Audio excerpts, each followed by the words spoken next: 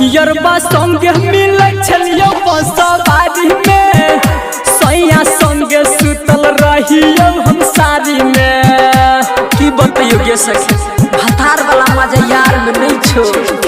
यरबा संगे मिले छलियो बसवारी में सैया संगे सुतल रहियो हम सारी में। गेलते मातर हमर गेलते मातर हमर घूंघटा उठल को आ चुमा ललको अलंग पगे सखी पहिला रात मजा बड़ी एलो भतार संगे पलंग पर। गे बहिना और की भेलोगे तनी हमरो बता देना। सैया संगे हमहू छलियो बहुते खुश गए चूसै छलौ होठ चना लेमन चूस गए। गे बहिना हमरो सब के नहीं हेते गए।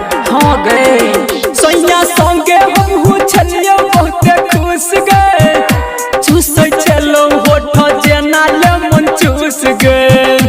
अपना हाथ से गए अपना हाथ से अंगूठी पहिरल को भतार हमर पलंग पगे सखी पहिला रात मजा बड़ी एलो सैया जी संगे पलंग पगे।